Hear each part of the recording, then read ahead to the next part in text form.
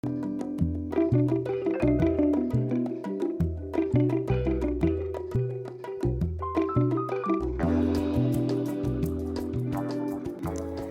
noite.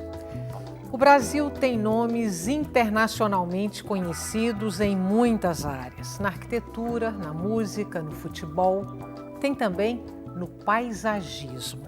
Roberto Burle Marx. Aliás, ele não é somente um brasileiro internacionalmente conhecido. É mais que isso. Burle Marx foi um dos maiores paisagistas do século XX. São centenas de projetos assinados por ele em vários países. Somente no Brasil, são cerca de 500 projetos de jardins públicos e privados, alguns deles no Recife, cidade onde o paisagista viveu e trabalhou na década de 30. Burle Marx no Recife, o tema de hoje do Opinião Pernambuco.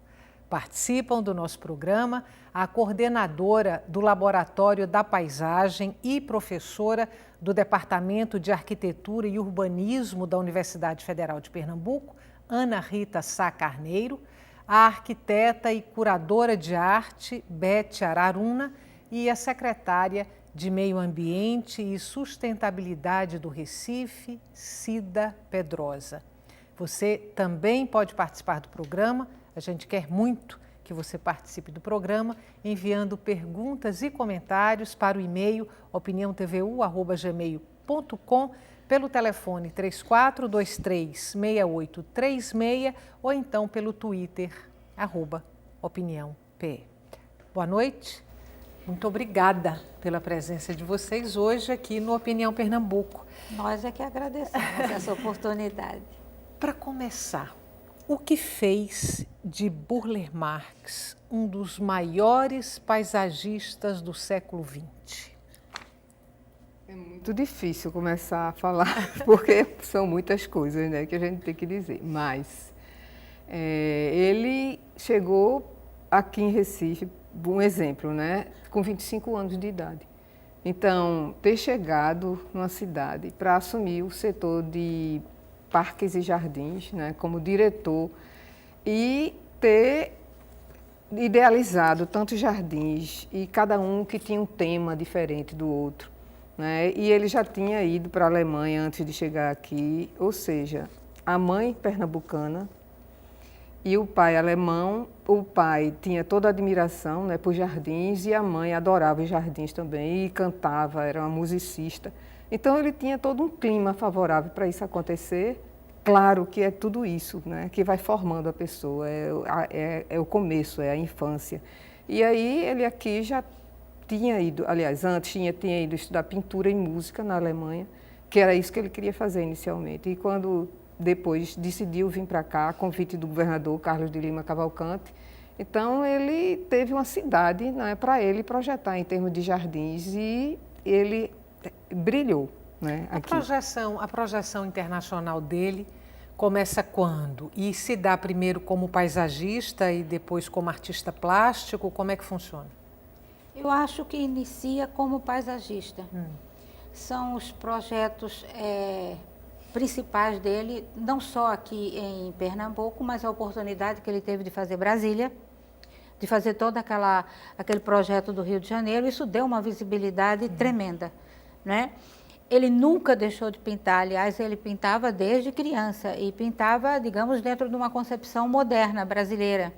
E aí ele, à medida que vai transgredindo com a forma do jardim europeu para o Brasil, ele também vai com o trabalho dele entrando para essa linha mais da abstração, e a partir daí ele tem exposições já no mundo inteiro, em Nova York, no MoMA. Secretária, eu falei que alguns dos projetos assinados por Burle Marx estão no Recife. Queria saber quantos são e, por favor, me diga que sim, praças e jardins bem cuidados. Veja, nós temos várias praças realmente lindas, criadas por ele. A começar da Praça de Casa Forte, que é um ícone para a nossa cidade, é o primeiro jardim público criado por ele. Temos a Euclides da Cunha, que eu tenho uma paixão muito especial por ter motivo sertanejo.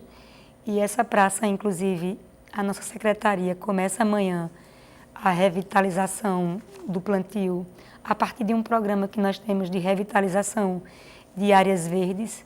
A gente começa o trabalho amanhã de revitalização desta praça do ponto de vista paisagístico. É a que fica ali perto do Internacional. Em frente do Internacional. Nós temos a Salgado Filho, que nós entregamos à população na Semana Burle Marx, completamente restaurada. A gente iniciou a semana entregando a revitalização da praça. Temos a Praça da República, temos várias outras praças e nós temos um projeto de até o final do ano revitalizar 6 praças Burle Marx.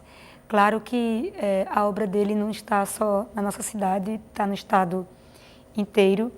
E, sim, a Praça do Derby, eu esqueci, nós temos um projeto na nossa secretaria para revitalizar também a Praça do Derby do ponto de vista paisagístico ainda esse ano, né? É uma praça que também eu gosto muito pelo que ela tem de poético, porque ela tem de dançante. Uhum. Acho que ela lembra essa coisa das musas e ao mesmo tempo ela é muito brasileira.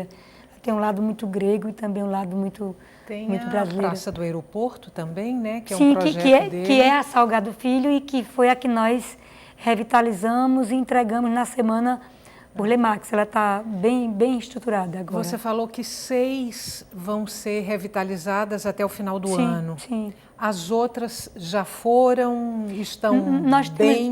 Nós temos diversos processos. Algumas não estão bem, outras e são espaços de restauração diversos. Tem umas que, como a Salgado Filho, precisava ser totalmente restaurada e que foi o que aconteceu. De frente do Internacional, que é o Euclides da Cunha, nós vamos fazer o paisagismo e a Enlurb, que é o órgão da nossa prefeitura responsável pela manutenção, vai fazer a pintura, vai ajeitar a calçada, vai rever os bancos. Ela não precisa de um restauro completo, ela precisa de reparos. Uhum. Porque a utilização diária e o mau uso, nós somos uma cidade que ainda usamos muito mal os nossos equipamentos públicos. Infelizmente, a gente ainda falta esse processo da educação ambiental, da educação para aquilo que é público. Então, muitas vezes a gente danifica, às vezes até sem querer você faz mau uso. Então, a manutenção tem que ser permanente. Então, algumas dessas praças vão ser restauradas inteiramente e outras vão ser mantidas, porque é uma manutenção permanente que vai do capinar, ao pintar o meio fio, a restaurar a calçada, a ajeitar o banco, a trocar a lâmpada.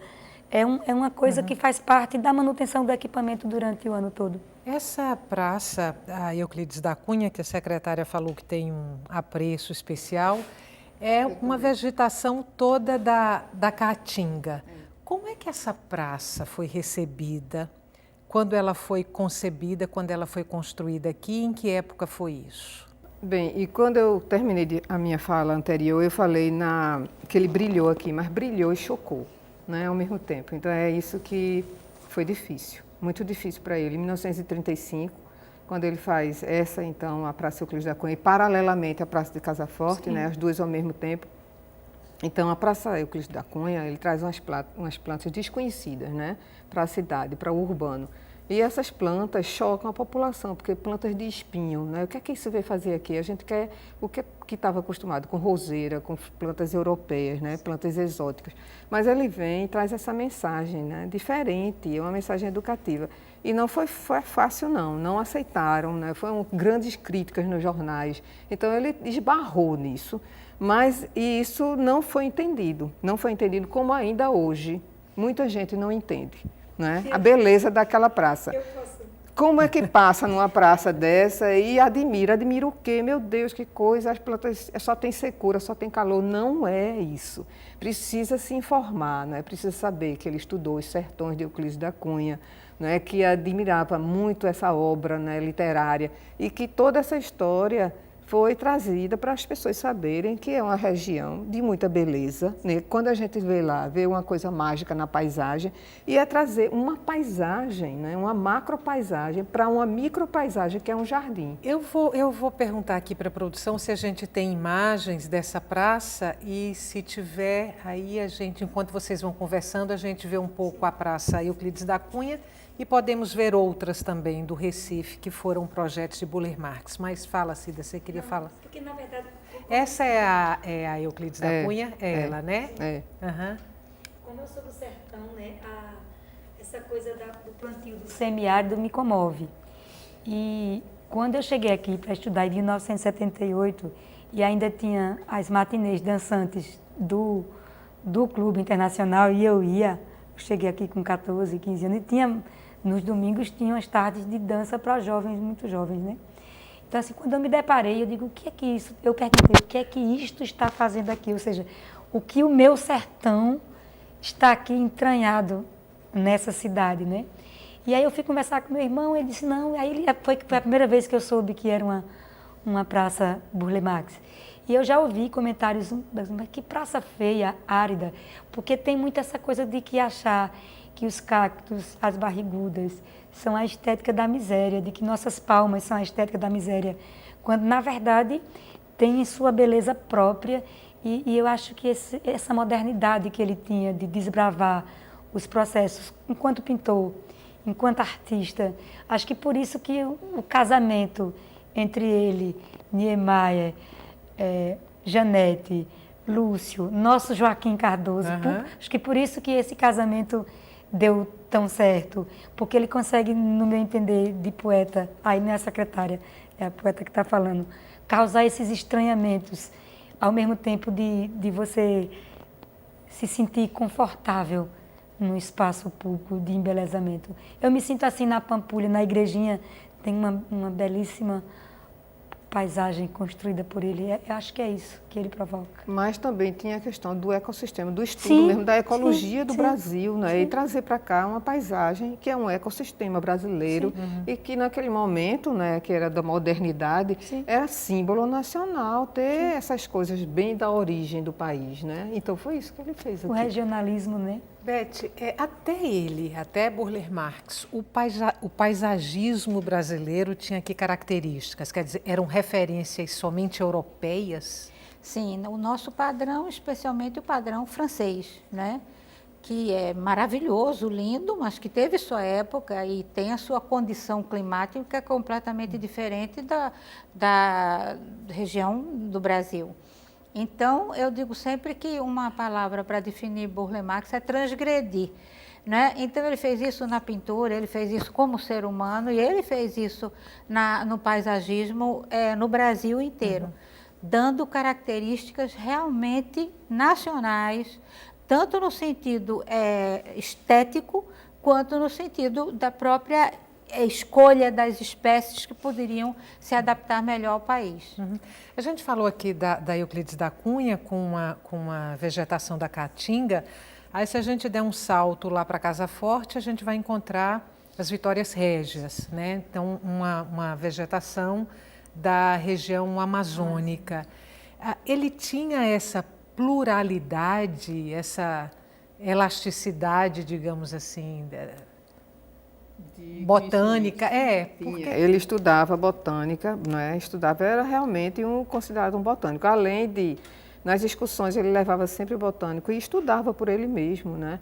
Então, era autodidata, porque ele tinha, inclusive, criou várias... A Praça de Casa Forte aí, não é isso? Criou várias plantas com o nome dele, descobriu, né? Descobriu nas discussões que ele fazia. A de Casa Forte, ela traz 3 jardins, né? Um jardim é de plantas exóticas, que é como se ele estivesse fazendo uma transição para as plantas nacionais, as plantas nativas. Depois tem no meio das plantas da Amazônia, né, que tem a Vitória Régia, tem o palmulato. Então é o jardim representativo desse ecossistema. E a outra é de plantas de várias regiões do Brasil, de vários ecossistemas, que é o outro jardim junto da 17 de agosto. Então ele dominava mesmo, eram os domínios, né, das paisagens brasileiras. Você falou em plantas exóticas, essas plantas exóticas não são nativas, não, então? São estrangeiras. Alemanha, provavelmente, onde ele estudou?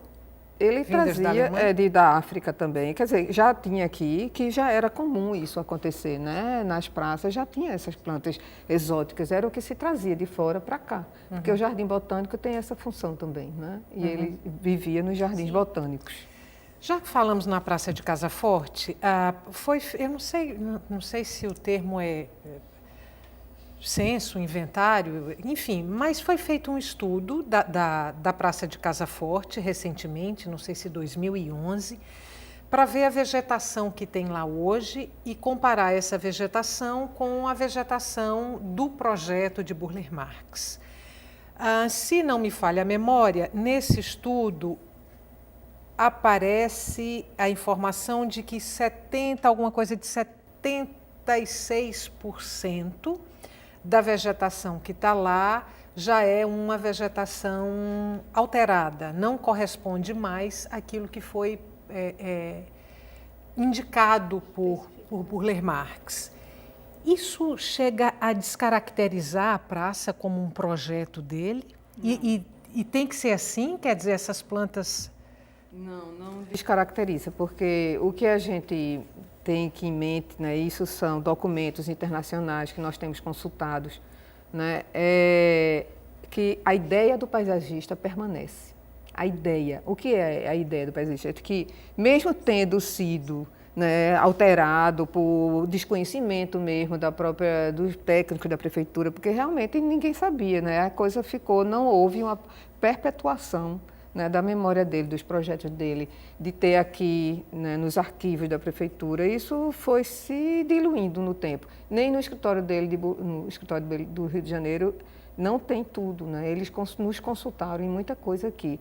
Então, não descaracteriza a praça, só que, e é possível se voltar às características originais aos poucos, Estela, porque aos poucos pode-se fazer um manejo e trazendo a vegetação que foi de a origem volta. agora. Que vegetação é essa? Ele escreveu na planta baixa, né? A gente tem lá no nosso laboratório, por ele escrevendo o que ele indicava, né, para se colocar lá. Mas muita coisa, não é, Beth? Beth sabe disso também. A gente altera na hora que está fazendo. E isso a gente não sabe realmente o que foi, o que está realmente registrado. Acho que uma coisa que vale registrar... Deixa eu te interromper. Pois não. A gente vai fazer um intervalo e volta daqui a pouco, aí você traz a informação que você ia trazer agora para a gente, tá bom? Um intervalo curto, a gente volta daqui a pouquinho. O tema de hoje do nosso programa é Burle Marx no Recife, um dos maiores paisagistas do século XX.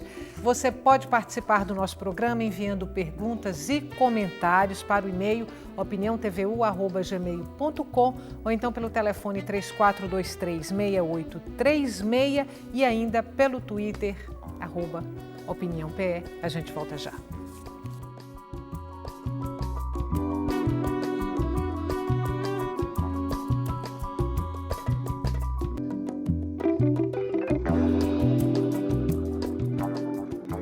De volta com Opinião Pernambuco. O tema de hoje do nosso programa é Burle Marx no Recife.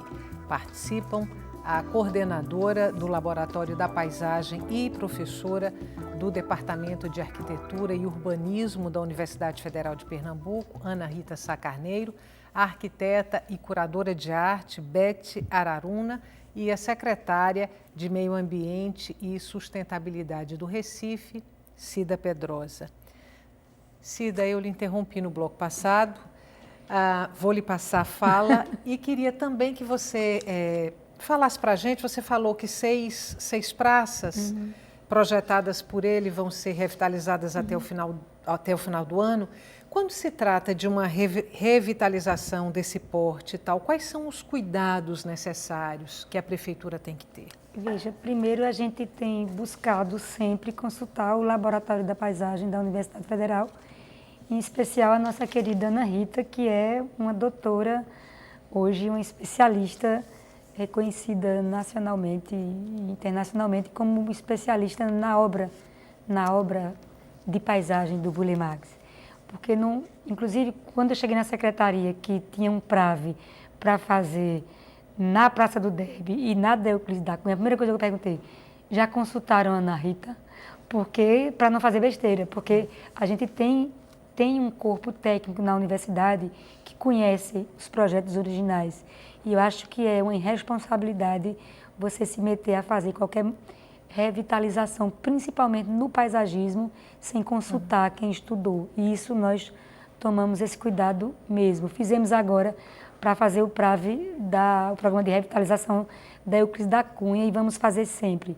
Quando eu interrompi naquele momento, é porque eu queria dizer o seguinte: eu acho que uma coisa que tem ajudado nos últimos anos, nos últimos 3 anos, é que nós temos hoje uma semana Burle Marx prevista por lei. Lei municipal. Lei municipal, que foi de autoria do então vereador Luciano Siqueira, e que prevê uma semana de atividades na cidade voltada para o paisagista, para o artista. E isso faz com que o poder público não possa esquecer das praças, esquecer do seu legado, porque ele deixa um legado, e faz com que a gente precise tomar cuidado com esse patrimônio, que inclusive a gente espera que seja tombado ainda esse ano. A gente queria anunciar isso na semana. O IPHAN esteve aqui, vendo as praças, para anunciarmos o tombamento agora no mês de agosto. Não conseguimos, mas a gente espera que a gente ainda consiga, esse ano, que saia o tombamento desses jardins históricos. São 6 jardins, né, Ana? E é um tombamento que foi pedido pelo departamento da Universidade Federal? Foi pelo nosso laboratório em 2008. Nós solicitamos o tombamento desses 6 jardins mais representativos, né? Embora que aqui no estado de Pernambuco são 58 jardins, só em Pernambuco, 124 no Nordeste. Esses 6 quais são? São Praça Euclides da Cunha, Praça de Casa Forte, Praça do Derby, Praça Salgado Filho, que é do aeroporto, Praça Faria Neves, que é a de Dois Irmãos, Praça da República com o Jardim do Campo das Princesas. Então, a gente entende o Jardim do Campo das Princesas e a Praça da República como um único jardim. Então, são 6. E o projeto para tombamento já está sob avaliação, não? Sobre a avaliação do IPHAN? Está sob avaliação. Eles tiveram aqui as técnicas responsáveis pela vistoria, né, tem que vir aqui fazer o reconhecimento. Tiveram aqui, eu acho que foi esse ano, no começo do ano, né, Cida? E eles fizeram tudo isso e lá o laboratório acompanhou a visita deles, mas é um processo demorado, realmente, porque tem que fazer as poligonais de tombamento, que é todo a delimitação, né, de um polígono de tombamento rigoroso e de tombamento ambiental. Isso já foi feito com o IPHAN, mas tem uma declaração que aí é mais demorado e é um processo lento mesmo. É um desafio para nós. Você sabe disso, é um grande desafio. Por quê? Porque não adianta tombar sem conservar. Como conservar? É isso que a gente vai ter que fazer. A partir do tombamento, a responsabilidade de conservação deixa de ser só da prefeitura, o IPHAN também passa a ter responsabilidade. Também. E aí essas praças, esses jardins viram patrimônio cultural nacional. Nacional, é. Beth, o que diferencia um patrimônio cultural, a gente falando em paisagismo, de um simples aglomerado de plantas? Veja, hoje a gente tem uma palavra, a Ana estava comentando, que o paisagismo, a planta é uma coisa que tem uma durabilidade, então é natural que ela venha, não é, a ser substituída, enfim. Mas o que é mais importante é o conceito. O conceito, digamos, é o que o artista ou o profissional imaginou que ele queria que fosse passado através daquele projeto que ele fez. Então, esses conceitos Burle Marx criou em cada praça. E a grande diferença, inclusive, hoje em dia, a arte contemporânea está absolutamente fincada em cima disso, é que você tem o direito, nesse momento, de fazer qualquer coisa, desde que tenha um conceito. Um conceito. Você me falou, Ana, anteriormente, que, curiosamente, a obra de Burle Marx no Recife não é muito comentada nacionalmente, que não se fala muito na passagem dele por aqui e no legado que ele deixou aqui no Recife e aqui em Pernambuco. Por quê? Bem, sempre as pessoas que escrevem sobre ele são mais do Sul, né? Inicialmente, né? Depois foi que nós iniciamos o nosso estudo aqui em 2000, 2001, mais ou menos, quando nós estávamos, né, preparando a cidade para receber um Congresso Nacional de Paisagismo.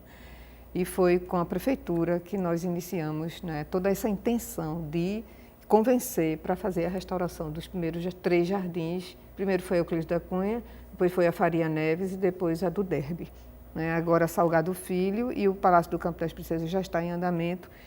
Então, porque foi difícil, quer dizer, começar, né, essa questão aí? Foi porque é todo um contexto, né, que preciso se pensar, não é uma coisa isolada, é uma coisa que é de conjunto, né? Então, eu acho que aqui, mesmo sendo a origem de tudo, da vida dele, da carreira dele, né, foi aqui que ele começou, com 25 anos de idade, fez o primeiro jardim público, se diz, de Casa Forte, né, que é o primeiro para jardim público, mas foi paralelo ao Praça Euclides da Cunha. Então, eu acho que existe, eu não sei se é ciúme do Sul, não é? Ciúme do Sul, mas aqui precisava do local mesmo, do estudo local, para que isso fosse se fazer mais conhecido. Mas tem outra coisa também, o escritório dele ele só inicia lá nos anos 60, né, no Rio de Janeiro. No Rio de Janeiro. Então tem um intervalo, que aí ele sai daqui e vai para a Venezuela também, né, em Caracas, que ele tem o que faz o Parque del Este, paralelamente ao Parque do Flamengo. Então tem esse intervalo que não ficou muito registrado e parece que é como se ele tivesse feito Pampulha, que foi logo depois daqui, e depois vai para o Rio e começa a obra no Rio de Janeiro. Então os nossos jardins ficaram um pouco desconhecidos por isso, né? Mas aí se vem o tombamento desses 6 jardins, isso pode mudar um pouco, não pode? Porque aí vão ser patrimônios culturais nacionais. Tem isso e tem outra informação que eu gostaria de dar, que é o seguinte: nós estamos construindo o nosso sistema municipal de unidades protegidas, que é quase um plano diretor para o meio ambiente. E aí nós vamos criar novas categorias de unidade de proteção. Dentro dessas categorias tem os jardins históricos, que é uma categoria que não existe hoje. Hoje existe unidade de conservação da natureza e unidade de conservação da paisagem. Então a gente está criando uma categoria específica chamada jardim histórico. E logo que a lei sair, que a gente quer até o final do ano ter essa lei votada pela Câmara, aí nós teremos como enquadrar os jardins de Burle Marx também como uma unidade de proteção ambiental. Então, além de você ter o tombamento do IPHAN, que está em curso, que está em andamento, ela fará parte do equilíbrio ambiental da cidade de forma protegida e que ninguém pode nem triscar porque é crime ambiental. Então, traz um novo tipo de proteção. E quando a gente está nesse processo de discussão da construção da lei, eu só me lembrava disso. Quando eu li as definições do que era um jardim histórico, eu dizia o jardim de Burle Marx. Então, deixa eu te perguntar, porque lendo também alguns trabalhos sobre ele, eu encontrei algumas vezes a expressão jardins históricos e também a expressão verde histórico. O que são jardins históricos e verde histórico? A gente está definindo na legislação que a gente está criando jardim histórico como um maciço verde que, por sua construção dentro de um determinado processo cultural e histórico, merece ser elevado a essa categoria. A gente consegue identificar todos os de Burle Marx porque eles fazem parte, na verdade, de uma construção do paisagismo do Brasil. Não tem como se contar a história do paisagismo moderno no Brasil sem pensar, por exemplo, nos jardins de Burle Marx. E, do ponto de vista do verde histórico, eu não consigo compreender, honestamente, essa afirmativa. Estou sendo muito... Mas verde histórico está no jardim. Se for no jardim, aí tudo bem. Verde histórico, tudo bem. Está presente no jardim. O verde histórico eu não tinha não é porque a planta permaneceu, né? A planta é o principal elemento do jardim histórico, né? Ele é jardim por causa da planta, predomina. E pode ser uma praça, pode ser um parque, pode ser uma unidade de conservação. Né? Agora, o verde histórico é o verde que permanece, que foi plantado e que se manteve ao longo do tempo. Então, nesse caso aí, a gente vai encontrar verde histórico na Praça de Casa Forte, vai encontrar verde histórico na Euclides da Cunha, é isso? Claro, é a vegetação que permaneceu indicada, e que veio lá remanescente. Então, é aquilo que é remanescente. Que permaneceu. Você conviveu com ele, Beth, assim, chegaram a ser amigos. Paisagista, artista plástico, tapeceiro, conviviam harmoniosamente, porque ele foi um multitalento, um multiartista. Olha, eu acho que era assim o momento. Uma hora ele estava paisagista, outra hora ele estava pintor. Mas a grande hora dele é quando ele estava músico. Ele amava cantar ópera. Então ficava assim, sabe, era um deleite, um espetáculo à parte. Essa outra coisa também, que ele tinha uma habilidade tremenda, era para cozinhar. Os almoços dele eram assim históricos. Os doces, né, essa coisa da família pernambucana, que ele tinha uma parte. Então, essa coisa regional daqui, nossa, era muito presente na vida dele e em tudo que ele fazia e como ele reunia as pessoas. E era muito interessante que às vezes você chegava na casa dele, na chácara, e você encontrava pessoas do mundo inteiro. Chegavam, digamos, ônibus de estudantes e mestres e de universidades diferentes, você falava todas as línguas ali. Era realmente alguma coisa atípica no Brasil. Foi essa chácara que ele doou para o IFAM? Sim, exatamente onde é o escritório dele, tem uma capela, né, que também já faz parte, o ateliê e a casa. A última coisa a ser feita foi o ateliê, e que ele comprou toda uma demolição de uma igreja no Rio de Janeiro e pediu a Bossói, arquiteto nosso, para fazer o projeto, e eu tive o prazer de presenciar assim, uma cena emocionante. Eu fui ao aniversário dele de 70 anos. E ele estava encostado numa coluna da casa e disse, mas eu estou tão feliz, graças a Deus eu consegui fazer meu escritório. E a gente, assim, todo mundo tão mais novo, já achando, puxa vida, a gente está com a vida resolvida, e de repente você vê uma pessoa com 70 anos, com todos os sonhos, que eu acho que isso acompanhou ele a vida inteira, né? Qual é a cidade brasileira que tem o maior número de projetos assinados por ele? Rio de Janeiro. O Rio de Janeiro. Aqui são 16? No Recife? No Recife são 20, olha, juntando público e privado, dá 50 e poucos, 54. Só no Recife? Só no Recife. E no Rio de Janeiro, tu tens ideia? Não, no Rio de Janeiro, mais de 100. Mais de 100. Você falou em Joaquim Cardoso.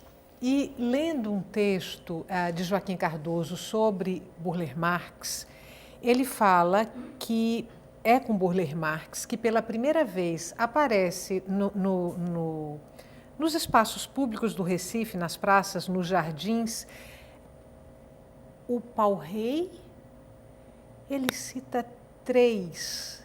Ele faz menção ao pau-rei, esqueci agora, depois eu lembro. E a minha curiosidade é, que vegetação é essa, no caso, eu só lembrei do pau-rei, que chamou a atenção do poeta Joaquim Cardoso, que também era engenheiro? Olha, Joaquim Cardoso era um conhecedor de plantas, que conhecia profundamente as plantas, né? E falava de paisagem e desenhava também, Joaquim Cardoso, né? Fazia desenhos lindos. E ele é um poeta, assim, extraordinário. Ele fez uma poesia para Burle Marx falando do mangue, né? Do Recife, que é fantástica. Mas ele também era conhecedor de planta, e ele admirava o quê? Em Burle Marx, de ter a coragem de trazer as plantas que você encontrava nas matas, no mato, vamos dizer assim, né? Na cidade do Recife, nos charcos, nas áreas de charcos, e botar nos jardins públicos. Então, eram essas plantas nativas, que são essas, né? Pau-rei, pau-ferro e pau-mulato. Pau-mulato é planta da Amazônia, que ele colocou lá em Casa Forte, junto dali do Lago Central, das Vitórias Régias, né? Pau-rei é uma planta da Mata Atlântica, bem grande, uma árvore enorme, né? Que tem na Praça de Casa Forte, também do lado da 17 de agosto, que faz aquela cerca, como se fosse uma cortina de vegetação protetora, é alta.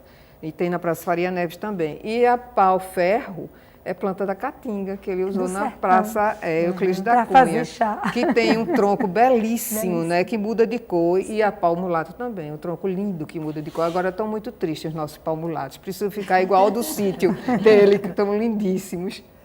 A praça na frente do aeroporto dos Guararapes, aquele prédio antigo do aeroporto dos Guararapes, houve um dado momento que era um abandono só, era uma tristeza ver o local daquele jeito.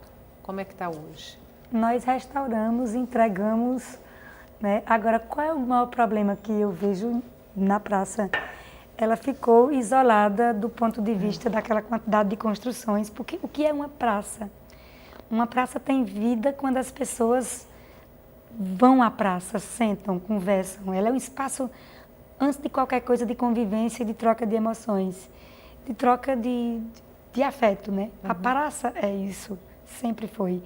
E, de uma certa forma, aquela praça ficou isolada do ponto de vista da cidade, das pessoas. Então, é um desafio enorme. A gente restaura, e exatamente por não ter esse sentimento de pertencimento nela, das pessoas, logo, logo se deteriora. A gente mantém, mas quebram coisas e Mas destrói. foi porque o aeroporto também, quando ampliou, né, Cida, não integrou não aquela a praça. obra de arte. Ela porque é uma ficou, na obra de verdade, arte. à parte, tá entendendo? Ela fica como se fosse uma área de visita de frente ali para o Porque estacionamento, ela foi feita na verdade. para o edifício do aeroporto antigo. Aquele edifício ela não antigo tem uma relação. funciona como hoje? Não dá para pensar em nada para ali, Porque ali, o que é que integrando a você praça? tem no entorno? Você tem um estacionamento, onde as pessoas entram de carro para buscar alguém e passam de passagem. Foi construído aqueles viadutos enormes que terminaram permeando ela. Do lado de lá você tem algumas empresas. Então, o que faz uma praça ter vida é a passagem do trabalhador que vai para o seu trabalho a pé, são as crianças que passeiam à tarde, é você ter gente que more. Cidade é, antes de tudo, essa mistura de coisas. Então, a bichinha ficou isolada, ficou isolada. O alargamento das vias, das vias, né? Então, ela se tornou, separou. na verdade, você tem hoje uma praça belíssima, cercada de uma infraestrutura urbana modernosa, de vias largas, para carros e não para pessoas. O entorno dela é para veículos, não é para pessoas. Mas a gente restaurou. Mas a relação dela com o edifício, se for trazido isso é uma coisa para se construir com o edifício, com quem vai... uso para aquele edifício, aquele prédio que está... Com quem vai lá e possa... Porque ainda tem pessoas que vão ao aeroporto e ficam um tempo. Ainda tem, vai buscar, demora essa coisa. Como criar uma construção de vida para a praça? É um desafio, professora. Um intervalo, outro curtinho, a gente volta daqui a pouco para continuar essa conversa. E o tema de hoje do Opinião Pernambuco é o Recife de Burle Marx. A gente volta já.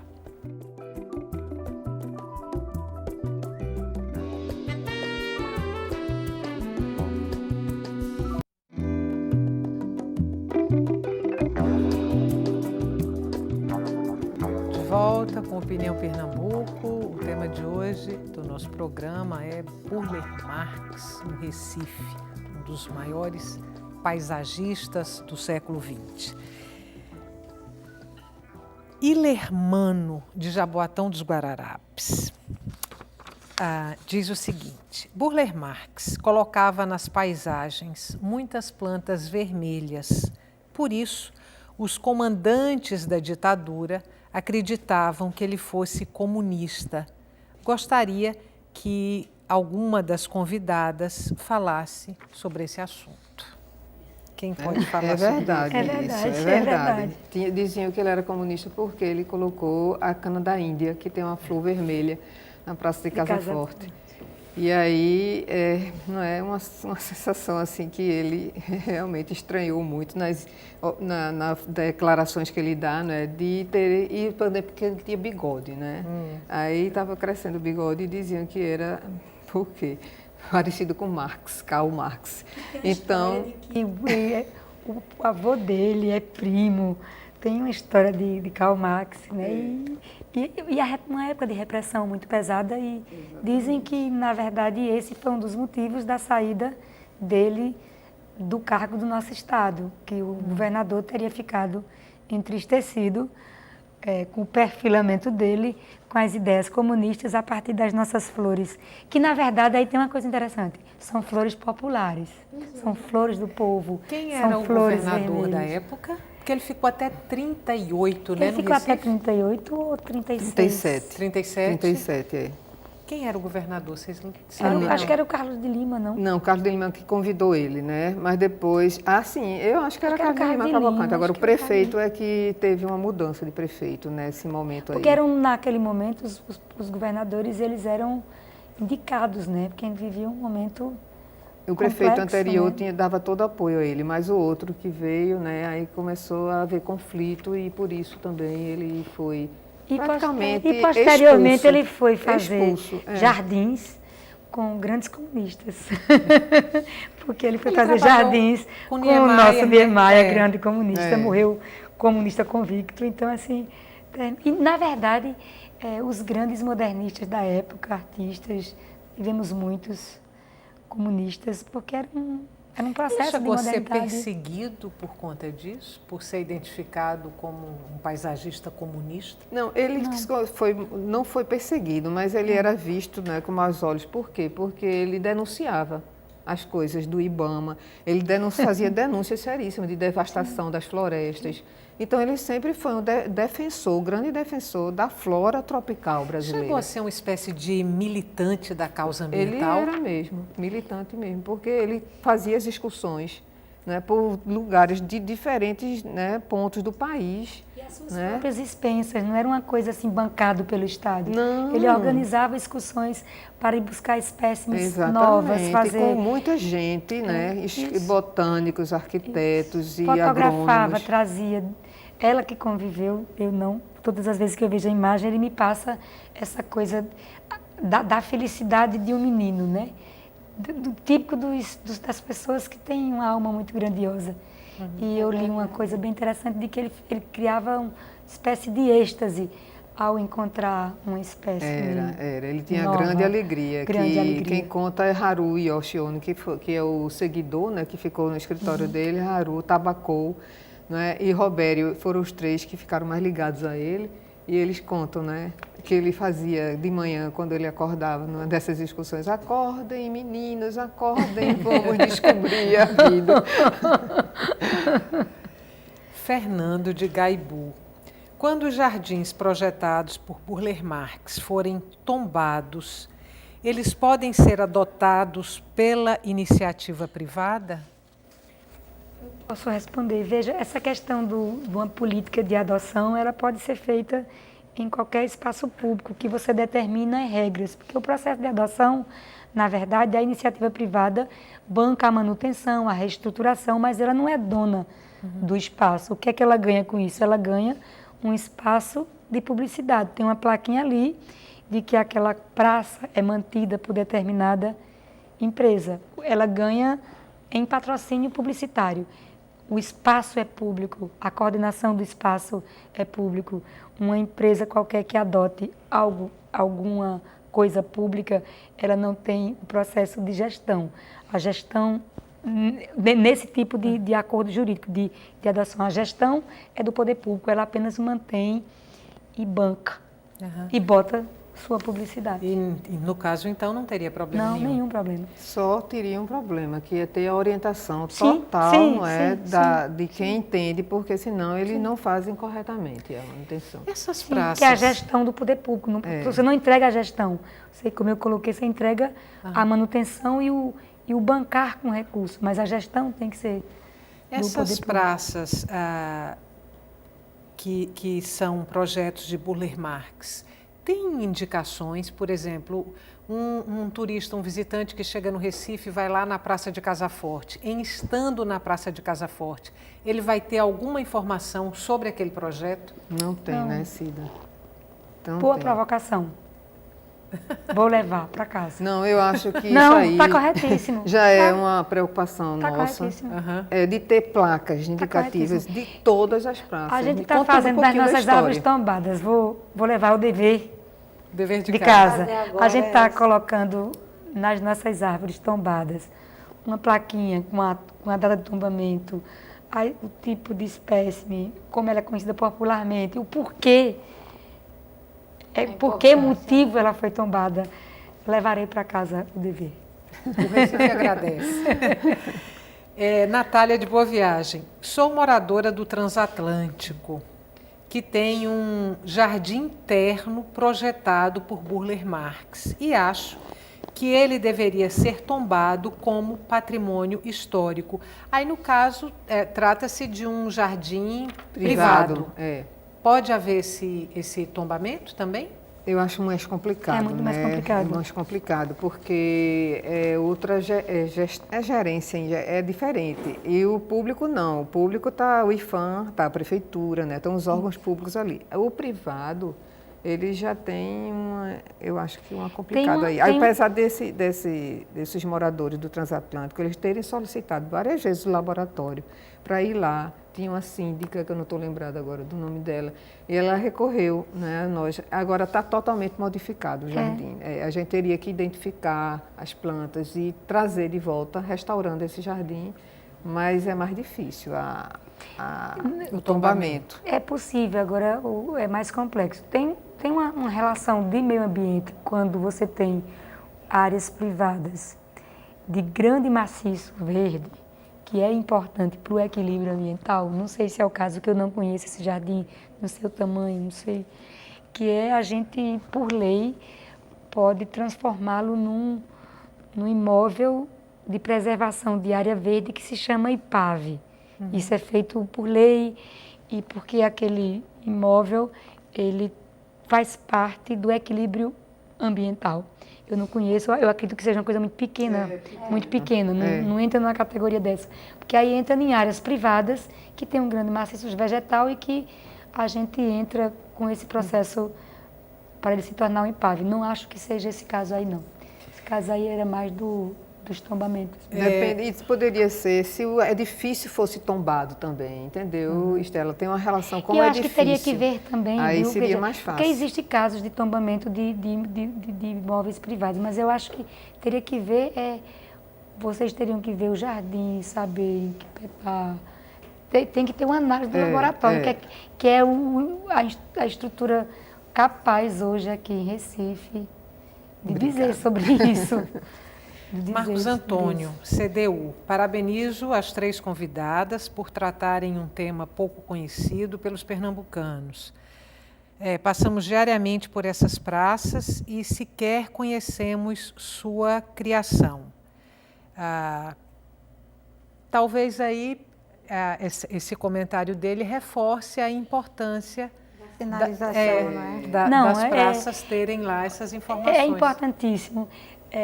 O estranhamento e o interesse causado, por exemplo, no baobá da encruzilhada, quando no dia da árvore nós fizemos um recital embaixo do baobá, uma performance para o baobá, no dia da árvore à noite, com poetas, etc. E colocamos a placa.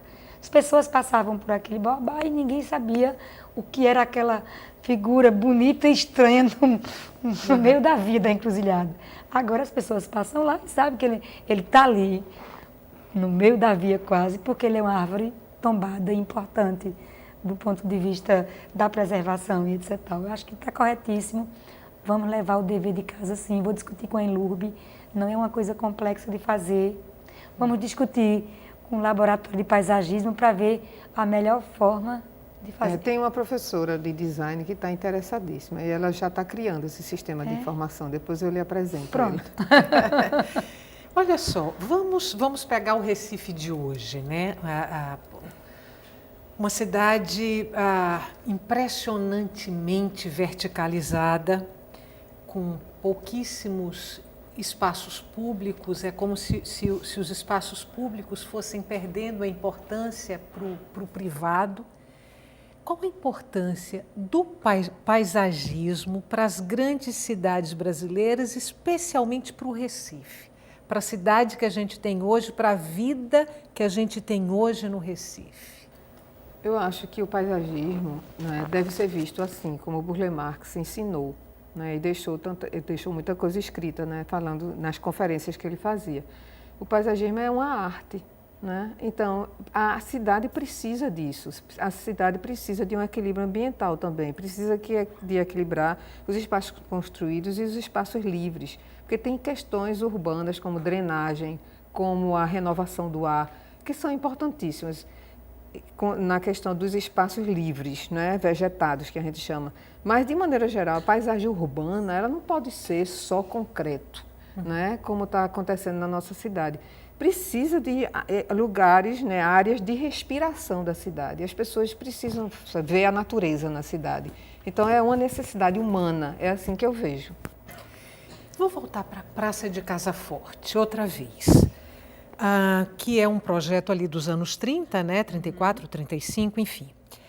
A praça, quando foi projetada, quando foi idealizada, quando Burle Marx escolheu aquela vegetação, enfim, aquelas espécies para estarem ali, estou eu cá pensando com os meus botões que uma coisa que ele deve ter levado em consideração é a iluminação. Porque, enfim, como espaço público e por conta da vegetação. Se a gente tem uma praça como aquela, você tem a de Casa Forte, mas praças em outros pontos da cidade, que o entorno começa a mudar, você começa a ter, as casas vão saindo e você começa a ter espigões, espigões, espigões, espigões, vai mudar aí a ventilação, vai mudar a incidência de luz.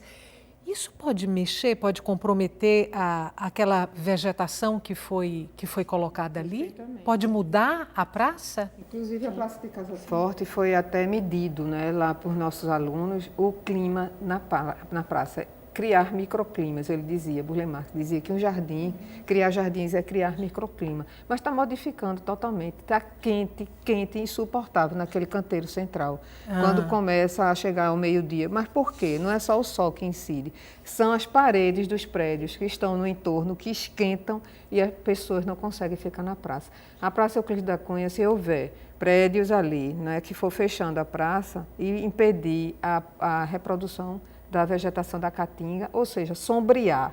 Se sombrear a vegetação, elas vão morrer. Sim, elas precisam de então, sol. prejudica, sim, os jardins. Como é que pode ser estabelecido esse diálogo na prefeitura? O espaço público, a praça, um projeto de Burle Marx e a construção civil, a indústria da construção civil, que tem um apetite insaciável? Veja, acho que Recife sofre de um mal que as grandes cidades brasileiras, todas, passam, as grandes metrópoles. Nós tivemos uma inversão de população. Na década de 50, nós tínhamos uma população campesina e, de repente, as cidades, as grandes metrópoles se incharam. E Recife tem um território muito pequeno. Então, como ela não tinha como se expandir para os lados, ela se expande para cima e se expande sem planejamento. Nós temos uma carência enorme na nossa cidade, de uma cidade que tenha sido pensada com um planejamento urbano, levando em consideração um planejamento ambiental. É tanto que hoje, as coisas que eu tenho lido sobre planejamento urbano, se pensa, ao invés de botar o mapa urbano antes, botar o mapa ambiental, ou seja, a base do pensar. A cidade tem que ser anteriormente pensada do ponto de vista ambiental, porque tinha uma tendência muito grande até pouco tempo atrás, até dos urbanistas, de pensar a expansão da cidade sem pensar necessariamente essa questão, por exemplo, que o Burle Marx falava dos microclimas. Nós temos uma situação, nós temos um estudo das Ilhas de Calor de Recife hoje, que foi um estudo que mapeou, indicou o nosso estudo de plantio e arborização, que demonstra, por exemplo, que no mês de setembro, outubro, quando você vê nos mapas a Avenida Caxangá, as avenidas Boa Viagem, a Avenida do Forte, as Ilhas do Calor são enormes, você percebe e você identifica isso tranquilamente na base dos mapas. E quando compara, por exemplo, com o mês de junho, que é um mês mais frio. Isso foi esse estudo que nos fez fazer um programa de plantio para 100 mil árvores que o nosso prefeito lançou no mês de março e que a Enlurb, a nossa secretaria, está tentando dar conta dessa grande tarefa, que é plantar numa cidade que vai para o alto, porque não é simples. Quando você vai plantar, aí você tem as calçadas, que necessariamente não tem o alargamento necessário para receber o plantio, todo esse processo de uma infraestrutura urbana não pensada para o bem-estar. E a gente ter que trocar esse carro andando, desculpa. Você vai voltar aqui depois para a gente conversar mais sobre isso. Eu vou ter que encerrar o programa. Não queria terminar sem mostrar esse livro, Jardins de Burle Marx, no Nordeste do Brasil, lançado dia 6 durante a semana. Burle Marx, só me diga, para a gente terminar, Ana, onde esse livro pode ser encontrado? Na editora da Universidade Federal de Pernambuco. Da Universidade Federal de Pernambuco. Na Livraria Cultura também. Muito obrigada pela presença de vocês aqui no Opinião Pernambuco. Espero que possam voltar outras vezes para a gente conversar sobre o Recife. Para você que está em casa, muito obrigada pela companhia até agora, muito obrigada pelas perguntas e o Opinião Pernambuco volta amanhã.